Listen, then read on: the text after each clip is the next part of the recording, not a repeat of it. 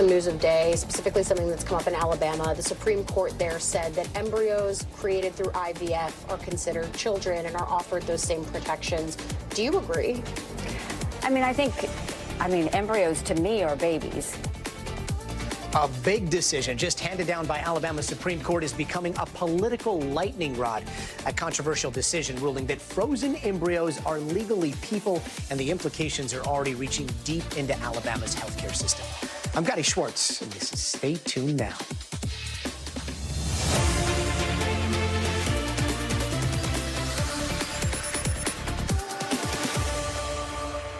And we are already seeing the effects of that recent Alabama Supreme Court decision that ruled all frozen embryos are now, by law, children. Today, the University of Alabama announced that it is pausing all in vitro fertilization treatments. The University Health System, which is also the largest healthcare provider in the state, released a statement saying it was saddened by the decision and it fears their doctors could, quote, be prosecuted criminally for following the standard of care for IVF treatment. So, how exactly did Alabama's high court come to this first of its kind ruling, and what is this going to mean for the people of Alabama looking for fertility treatments and their providers as well, or for reproductive rights more broadly? NBC News senior legal correspondent Laura Jarrett has more. Questions, confusion, and mounting frustration tonight in Alabama as the state's largest hospital swiftly halts all IVF procedures, just days after the Alabama Supreme Court ruled frozen embryos must be treated as children, meaning people can be sued for destroying them. The University of Alabama at Birmingham saying today it's saddened that it must stop all IVF as it evaluates the potential that our patients and physicians could be prosecuted criminally or face punitive damages for following the standard of care. My rage knows no bounds. Abby Crane, a patient at UAB with frozen embryos she hopes to use soon, first saw the news on Instagram, but has heard nothing from the hospital. I just want to be a mom, and it's wild to me that the state that I've called home has more say over that than I do right now. The court decision leaving doctors in a legal bind, given that frozen embryos with genetic abnormalities are routinely discarded before implantation as part of fertility treatments so that patients avoid miscarriages or other complications. I anticipate hearing from my doctor soon, but I have no clue what that's going to look like. I have no clue if it means that I need to move to another state in order to have children. I mean, it could be anything. The decision reaching far beyond Alabama. Tonight, Nikki Haley telling NBC News' Ali Vitale she agrees with the court. Embryos to me are babies. But back in Birmingham, uncertainty. Megan Cole's surrogate is scheduled for implantation with a frozen embryo this Friday.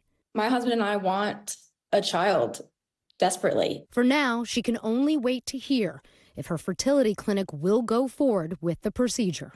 I just hate not knowing, and that's kind of what this opinion has caused. It's caused a lot of people to be in limbo, which is unfair. And turning now to Barbara McQuade. She's a NBC News legal analyst and a former U.S. attorney. She joins us now. Barbara, thank you so much for joining us. I want to quickly read this to you. It's from Justice Jay Mitchell, and it said in the majority ruling, quote, unborn children are children. It's pretty simple. I mean, what sort of precedent does a decision like that set? Well, Gadi, it's a really far reach from the law as it previously existed. I mean, when we're talking about embryos, what this is are eggs that are harvested from a woman's ovaries. They are fertilized in a lab, and then they are frozen. They're tested for genetic abnormalities, and many of them are then discarded, and the healthy ones are implanted in a mother or a surrogate mother. To call these embryos that are frozen in a lab children is quite a leap from the live birth of a baby. And so I think the legal implications for this are that we're going back not just to the conception within the womb, but now conception in the lab. And it creates a lot of legal chaos because it is part of the routine standard of care that many of these embryos will ultimately be destroyed. That's part of the plan. When all of these embryos are harvested, nobody plans to give birth to dozens and dozens of them. The idea is let's find the ones that are healthiest and implant those in hopes that that will be a healthy pregnancy. Some IVF patients are very confused about what these protections are going to mean and how far they extend. I mean, what you just said, I'm thinking about the implications there. What happens to all those embryos right now? Here's a response from somebody that's kind of going through the process. Let's take a quick listen. I never envisioned that anybody would question the morality of IVF. I don't necessarily want to implant a child that I know is going to miscarry. So what does that mean? Does it mean we're allowed to let them pass, or is that seen as illegal? So if a frozen embryo is considered a child, according to Alabama law here, could someone who miscarries face legal trouble? Absolutely. Well, if there is any, intent, or if there is any failure to obtain medical care along those things, and so the same standards that we would see with perhaps the neglect or abuse of a child could apply when there is a miscarriage situation. But, the chaos that we see ourselves in as a result of this decision, it's not surprising to me that hospitals in Alabama are ceasing to do this process, or fertility clinics are stopping because, as you say, there is potential legal liability. Now, this was a civil case, but if we are deeming an embryo to be a child, and the routine practice is to discard the additional embryos or those that test abnormal genetically, then all of these people could face criminal charges as a result of a murder charge. And so I can understand why Alabama healthcare providers and even would-be parents are very concerned and confused about what this law might mean. Well, what are the legal options for IVF patients who have treatments or had treatments ongoing before this? They are now interrupted. I mean, is this a transfer of embryos out of state? Like, what happens? Yeah, so it's chaotic at the moment. I imagine that if you are in this process, you would want to talk to the clinic where you are going through this process. But I imagine all of them are, they're businesses, and so their business lawyers are trying to help them to reduce risk. And if they're trying to reduce risk, they're probably telling them you cannot destroy these embryos. So maybe it means embryos get implanted, but it seems most likely many of these clinics will follow suit of the University of Alabama, Birmingham, and close their doors. And so, think about this. You now have to transport these frozen embryos from the state of Alabama to some other state and find some lab that is willing to work with you, some fertility clinic, and now get the treatment somewhere out of state that requires travel. It's a huge mess, and it is what happens when the law makes very sudden turns like this. And there's one other thing I wanted to ask you about. There's the concurring opinion written by Justice Tom Parker, and he cites the Bible in part of his interpretation of this law, saying, quote, "Human life cannot be destroyed without incurring the wrath of a holy God. Even before birth, all human beings bear the image of God, and their lives cannot be destroyed without effacing his glory." Now, with all due respect, the separation of church and state comes to mind here. Is this something that you normally see coming from a state Supreme Court? No, in fact, it's offensive and it's wrong. I'm sure Justice Parker genuinely believes that, and he is absolutely entitled to genuinely believe that. But of course, our country does not have an official religion. We may have many people who are Christians and who follow those teachings, but we also have plenty of people who are Jewish, for whom life begins at birth, not conception. We have plenty of people who are Muslim, for whom life begins during ensoulment, during some stage of the pregnancy. We have people who are agnostic or atheist, and all of them are entitled to have their religious beliefs respected. And so this is an incredibly arrogant opinion that puts the justice's own personal religious views above all of the rest of society. Barbara McQuade, thank you so much for joining us.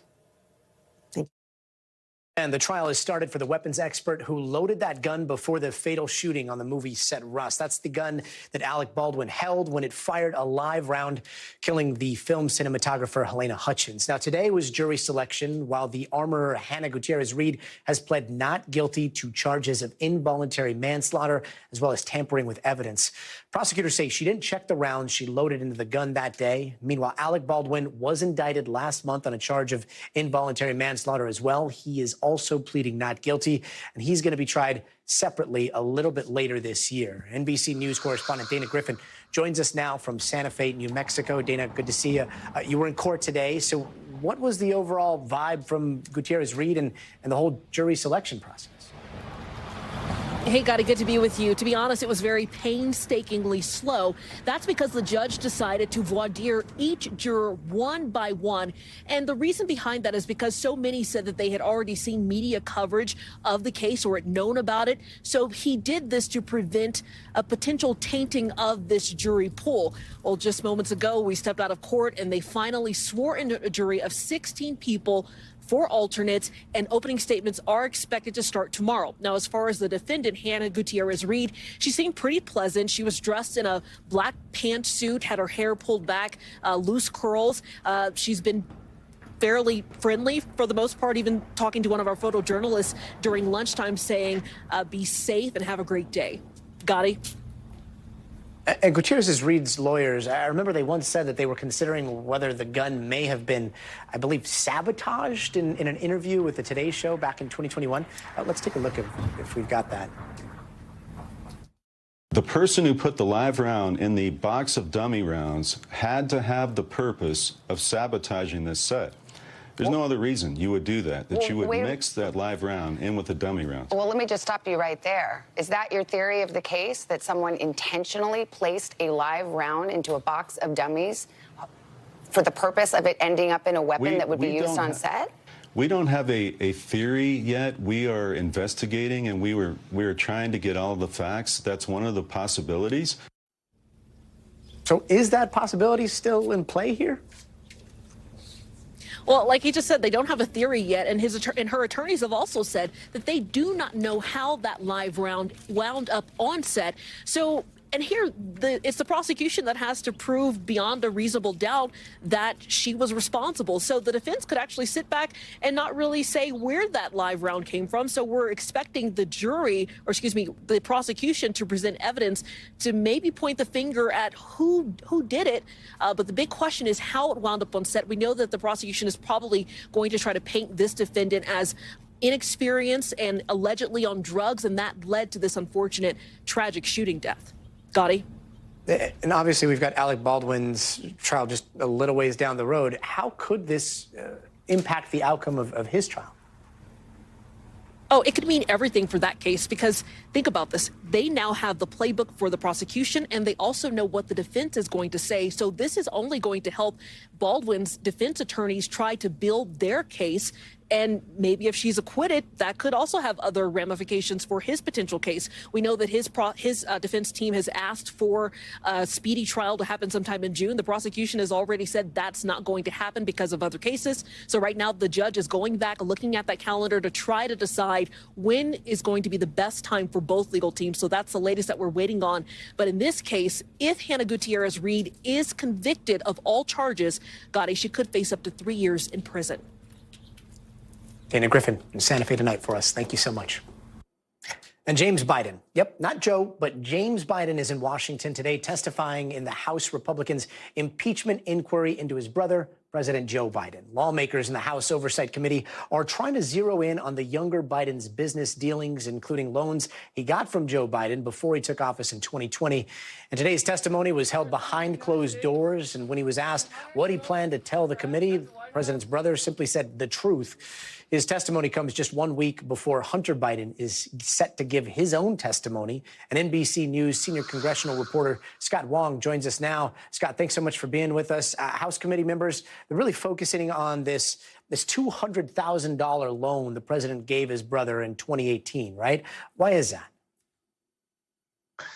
Well, look, there's a lot of skepticism with this whole impeachment inquiry to begin with. A lot of people are asking, well, where's the smoking gun? Well, the checks that that Joe Biden gave to his brother James Biden are what Republicans are pointing to as that smoking gun. They say, look, here is the evidence that James Biden was doing foreign business deals and therefore money was trading hands between the Biden family. However, what the Bidens have said is, look, there's a plausible explanation for these checks. James Biden needed money at one point, and so Joe Biden was happy to step in and provide money for his brother. The loans, as they are calling them, were quickly paid back. And so the Bidens say they're being transparent and that there was nothing nefarious. It's just family members in need of money and other families coming to their aid and rescue. Now, I know all the testimony today happened behind closed doors, but I know NBC also got a chance to see the opening statements here. So what did we glean from those statements? What's the strategy that Biden's presenting here? Look, it was a 10-page opening statement that we obtained. James Biden laid out his family history, his closeness with his brother, obviously played an integral role in each other's lives, are very close. And he also explained some of his business background, saying that he was an accomplished businessman, dabbling in all sorts of things, real estate, commercial, healthcare, insurance. And so, James Biden was trying to explain who he was and also be very forthcoming about some of the questions that he was anticipating from these investigators.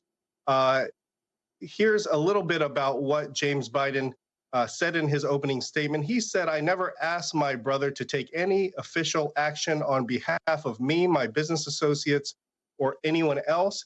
In every business venture in which I have been involved, I have relied on my own talent, judgment, skill, and personal relationships, and never my status as Joe Biden's brother."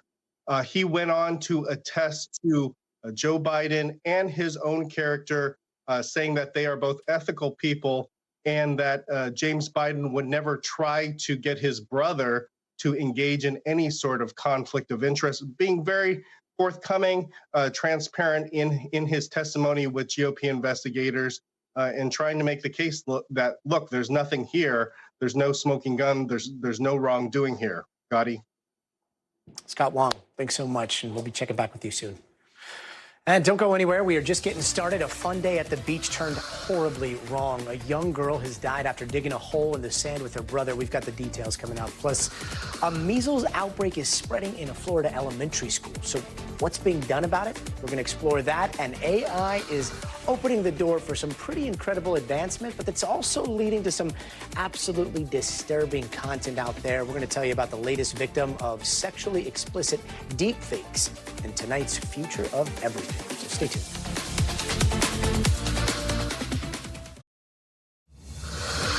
Hey, welcome back. And here are some of the other headlines we're watching tonight. Boeing is shaking up its 737 MAX program. Now, the person who was in charge is now no longer at the company.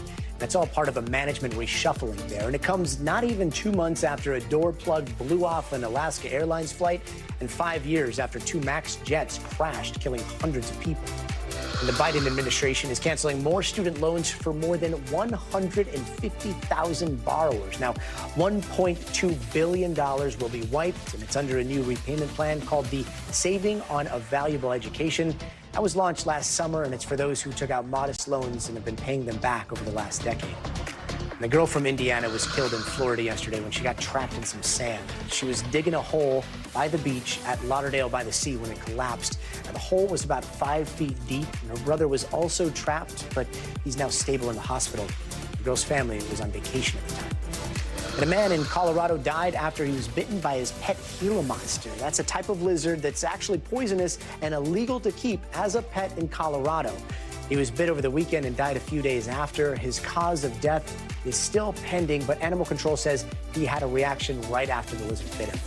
And Chicago is suing a bunch of oil companies over climate deception. They include BP, Chevron, and ExxonMobil, among some others. And the city is alleging those companies downplayed the effects of climate change, allowing the crisis to worsen.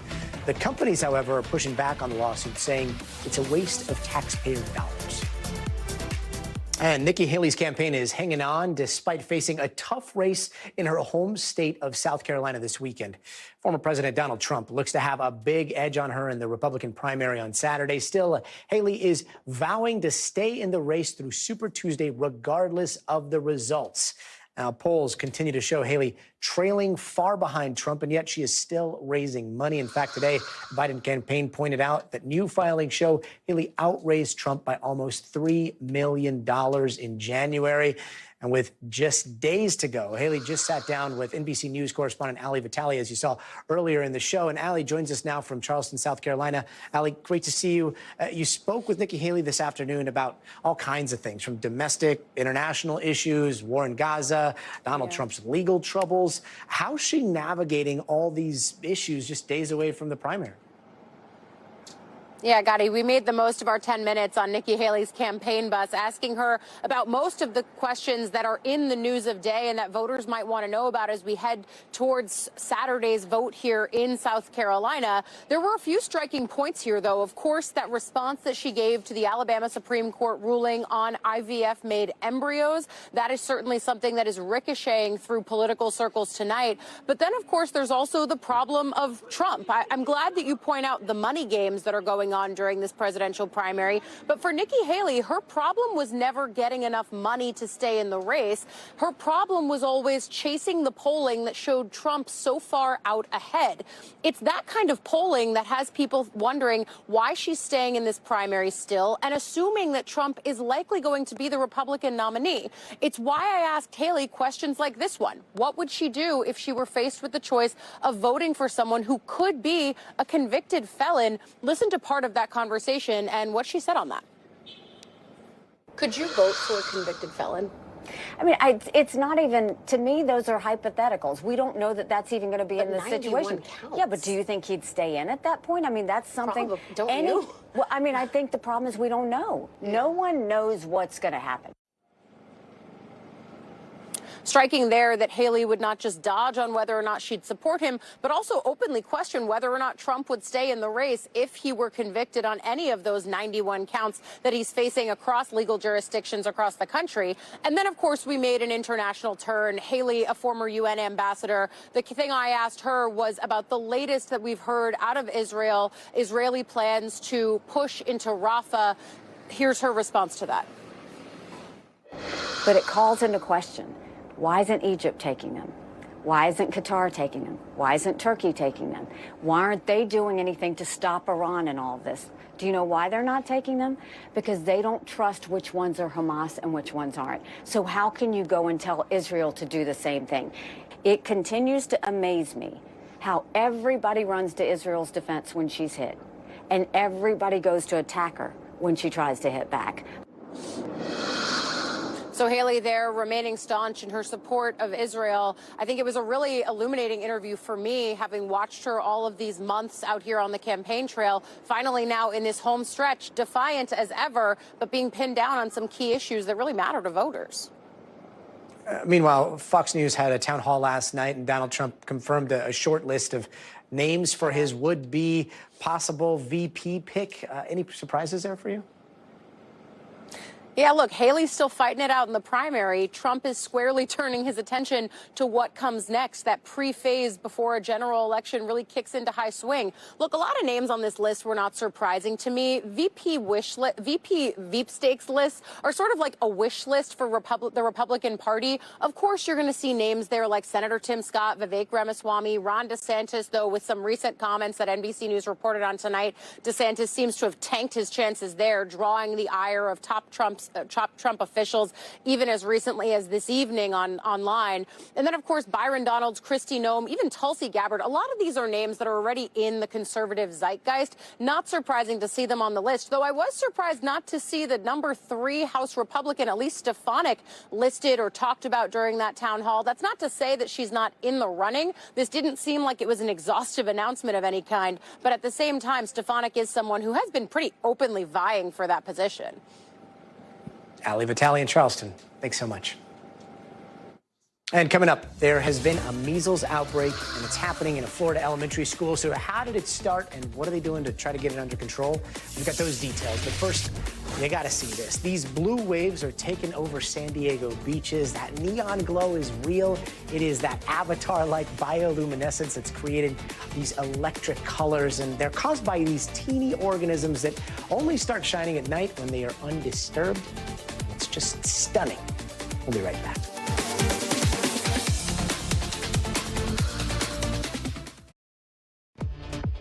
Hey, welcome back. And here are some of the stories we're watching out in the West. LAPD has released body cam video showing one of their officers shooting an UCLA grad student holding a plastic fork.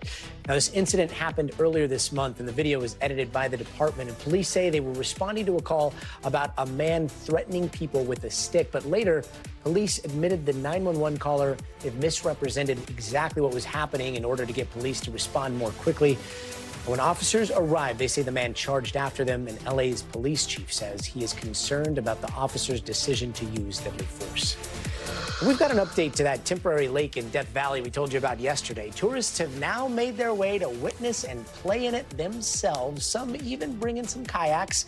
The lake is known as Lake Manly. It is extremely rare, and it's the result of California getting pummeled by all this rain. And Oregon has failed to get rid of daylight saving time for now. The Senate there failed to advance a bill that would have seen most of the state switch over to standard time. And we say most of the state because, confusing enough, Oregon actually has two time zones, Mountain and Pacific, and the bill would have only affected those in the Pacific time zone. The measure was sent back to a committee to make sure Oregon wouldn't be the only state scrapping daylight saving.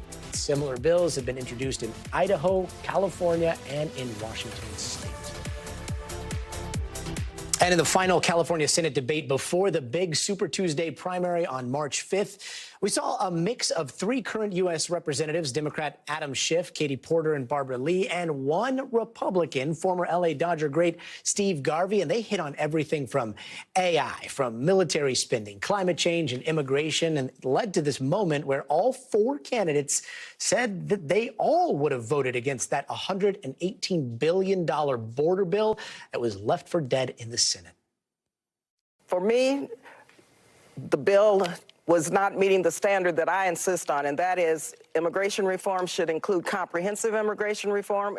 I would support a package that had a comprehensive immigration reform. This was not that. I would have definitely voted no on the immigration package. It was against our American values. There were too many things packed in there, too many things hidden. I would have voted against it. Now, all this is to fill that seat left empty by the death of longtime California Senator Dianne Feinstein. NBC News correspondent Steve Patterson is here with the highlights of that debate. Steve, you watched the whole thing. What were your main takeaways from the debate? Well, first of all, that clip is so illustrative of, like, the problem, right? Because, I mean, you have three Democrats who are colleagues in the House.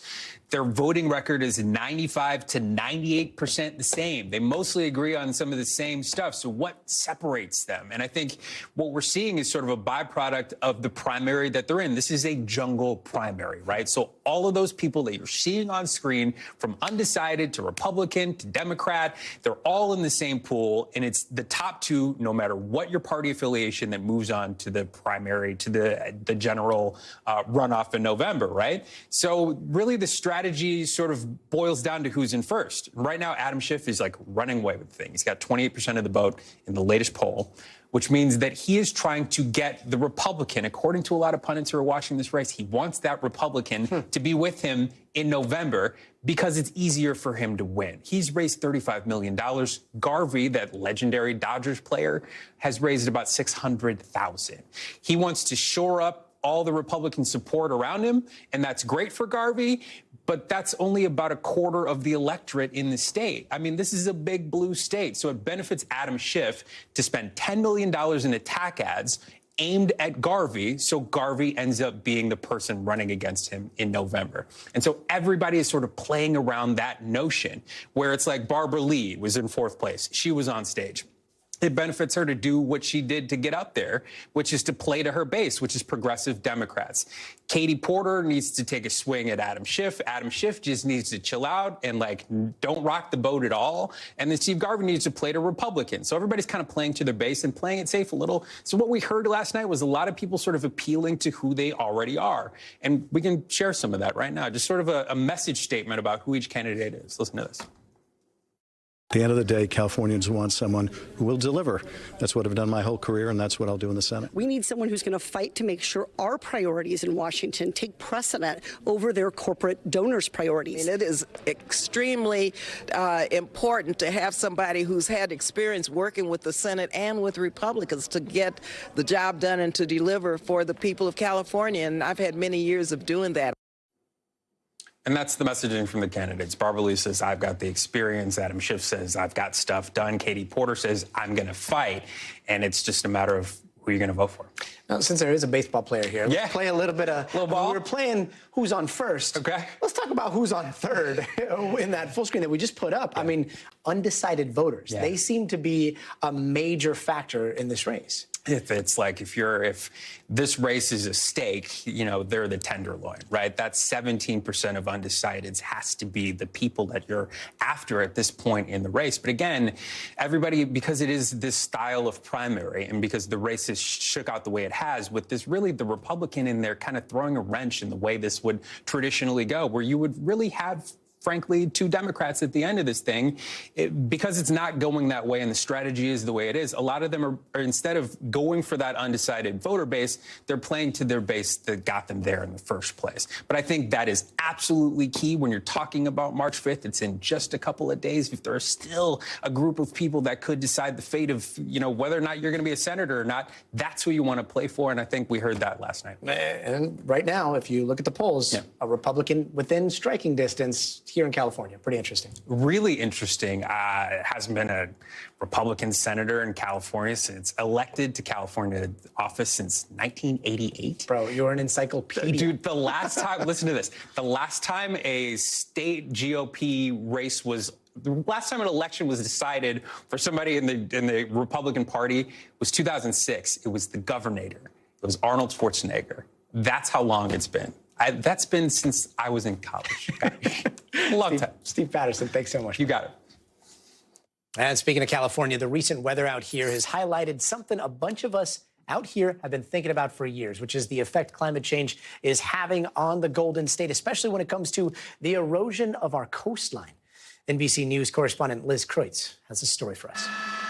Tonight, California still on high alert following the latest wave of severe weather. In Malibu this morning, a massive mudslide shutting down the Pacific Coast Highway during the rush hour commute. Rancho Palos Verdes now declaring a state of emergency. The relentless rain saturating the soil, accelerating the already moving land, causing damage to homes, streets, and water mains. This land out here has moved up to 7 feet in the past 15 months, 3 to 4 feet in just the last 3 months. And this right here, this is the impact. These massive cracks in the earth, this popular scenic trail getting washed away. Along the coast, massive homes teetering on the cliffs. And then I looked up and I was like, wow, that all came tumbling down. According to the USGS, with sea levels rising, Southern California could lose up to 2/3 of its beaches by 2100. Geologist Mike Phipps says there's no bluff in California spared from this intensifying weather. What do these storms do to our coasts? They cause a lot of erosion. It literally is like a hammer chipping away. It kind of is. The waves are powerful and they'll mess with the ocean.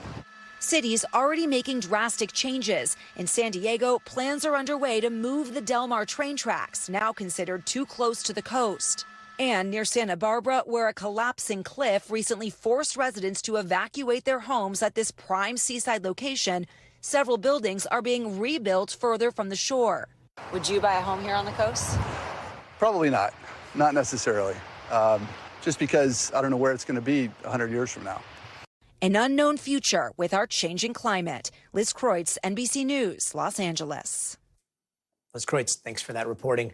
Now, this is something that no parents want to hear. News of a measles outbreak at their children's school, and that's what's happening right now at a Florida school. 6 cases have been confirmed so far at the Manatee Bay Elementary School, and now the school district is offering free vaccines to try to prevent more cases. The Broward County Public Schools Superintendent says 3% of the students at the K-5 school are not vaccinated against the measles. And NBC News medical contributor Dr. Kavita Patel joins us now.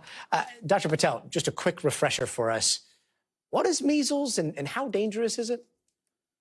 Yeah, Gadi, it's an extremely dangerous, extremely contagious respiratory illness, and it can lead to long-term consequences. And the reason we're talking about it is because we haven't had to talk about it for decades, really, because we've had successful vaccination strategies that have kept most of our population vaccinated until these recent years.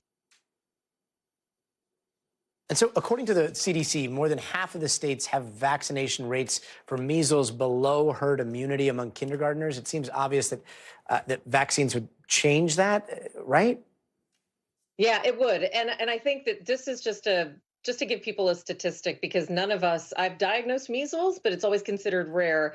If you have someone, Gadi, with active measles in like your school or in your household, if there are 10 people around that person, 9 out of 10 people are going to get the measles. And again, with potential long-term consequences, including their brain development, as well as death, this is not something you want to take a chance with. And we've got literally decades of evidence to show that the vaccine is safe and that it can be protective. And here's something for anyone listening. If you've got a case of measles in your community, but you don't have active symptoms, you can still get vaccinated. It takes several days to weeks for that full immunity, but it's never too late if you've been exposed. So have the conversation with your doctor, no matter how old you are. How does a vaccination schedule work here? Because I know that when you're a kid, you get 2 rounds of it, right, as you're going into school. Right. But if you are an adult in that household where 9 out of 10 people are getting it, can you get it even though you got your measles vaccine way back in the day? You shouldn't need it. So good news is that if you got your 2 shots when you were a kid, and remember, it's really in that 12 to 18 month range that we recommend that kids get these vaccines. If you're under the age of 12, you're likely getting some protective immunity from your mom, who we recommend to get vaccinated. So if you had those 2 shots when you were a child, you're considered lifelong. You're done.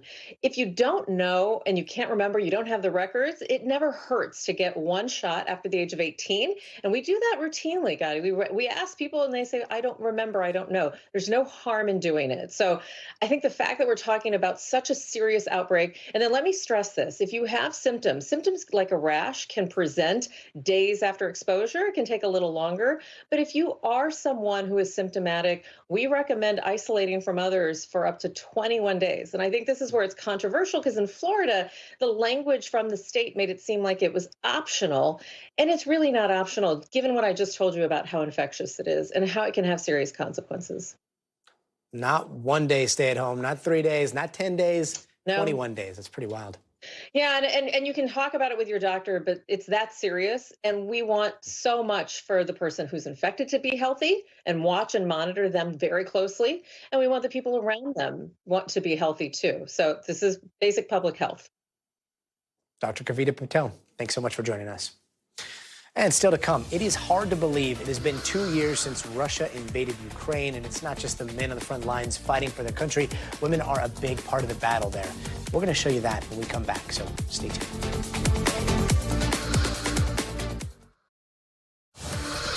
Hey, welcome back, and let's take a quick look around the world. The search is still on for a Colombian-American woman gone missing in Madrid. She was last seen there February 2nd. Friends and family say she was going through a tough divorce and had relocated to Spain. Right now, her husband has not been named a suspect or a person of interest in the case. And 2 people have been rescued after a sinkhole opened up in an Italian street and swallowed 2 cars in Naples this morning. Firefighters say the 2 rescued have minor injuries but are thankfully okay. Sinkholes are not uncommon in Italy. In 2021, a massive sinkhole swallowed 3 cars and cut power in Naples. And an illegally operated gold mine has collapsed in Venezuela. This happened yesterday, and local reports say dozens are dead and hundreds of workers are trapped under the mud. Now, this mine can only be reached by an hours-long boat ride, and friends and family of the miners gathered, asking the government to send some planes to help rescue those still trapped and recover bodies. And remember the Indian farmers who started a protest march last week? Well, today, police fired tear gas and used water cannons against thousands of them earlier, and they killed at least 1 person. Farmers are upset because the government has failed to increase produce prices there, and it's all happening ahead of India's upcoming national election, where farmers are a very influential voting bloc. And a court in UK has delayed WikiLeaks founder Julian Assange's appeal to challenge extradition to the United States. Now, Assange was indicted on spying charges over his website's publication of those classified U.S. government documents. And those documents caused this massive scandal exposing U.S. military wrongdoing in Iraq and Afghanistan. He now might have to wait until next month for a concrete ruling. And here's NBC's foreign correspondent Josh Letterman with more. After 2 days of hearings here at the Royal Courts of Justice in London, the only thing standing between Julian Assange and extradition to the U.S. is a decision from the judges. Now, the two judges in this case could have issued a ruling from the bench just as soon as the hearing wrapped up, but instead, they said that they are going to wait. They are going to review all of the evidence, including potentially new submissions by writing to the court that can take place up until March 4th. And at that point, they will issue a ruling. And so at this point, no final decision is expected until March 4th at the very earliest. But if the judges deny Julian Assange a full appeal, it could be a matter of weeks or even just days before he is put on a U.S. plane with marshals and brought back to the U.S. to face a trial on espionage and other charges. And today in court, the U.S. made the argument that the legal team from Assange is distorting this case by claiming that he is being persecuted and prosecuted for mere journalism. They say that the U.S. case against Assange is going to focus on the computer hacking and the computer intrusion, arguing that he conspired with former Army intelligence officer Chelsea Manning to actually hack into government computers using passwords that they were not theirs, stealing information that they were not supposed to have access to, and then dumping it on the internet in unredacted ways that put the lives of Americans at risk. It will be up to the judges to decide whether they feel the U.S. has made its case or whether human rights concerns may intervene and grant a full appeal to Julian Assange. Josh Letterman, thanks so much. This week marks 2 years since Russia invaded Ukraine. You may remember in the beginning of the war, all adult men were told to stay behind and help fight. But they're not the only ones who stayed. Today, a record number of Ukrainian women and mothers are volunteering to defend their country. And NBC News' Richard Engel talked to them about their sacrifice. When Russia invaded Ukraine 2 years ago, it was a call to arms for Ukrainian men and women. In the capital, Kyiv, Andriana Susak made the hardest decision a mother can face, putting her 6-year-old son on a train for a safer area before she headed to the front lines along with her husband. А ти мене 15 раз потьомаєш? Ну, один раз. Один. Ukraine was expected to lose the war, so it could have been a forever goodbye. But Susak was determined that her son not live under Russian occupation. Between death and freedom for my son, I choose death. Many other Ukrainian women made the same choice. And now Ukraine has more women deployed in combat than any other nation. 43,000 women in service, 18,000 of them with young children. It's all the more remarkable because women are not drafted in Ukraine, but must volunteer. A soldier codenamed Mavka and Halina Lutikova have faced intense combat and some sexism from male soldiers, which they say only motivates them. Mavka is a sniper and drone operator. Lutikova is a combat medic. What's it like now, 2 years into this war? You know, we are really tired, but then you understand why you're fighting. Our destination, it's too important for us. We will not have a victory. Our children or grandchildren will fight again for their independence and freedom. Richard Engel, NBC News. That does it for us tonight. I'm Gadi Schwartz. We'll see you tomorrow, but until then, stay tuned.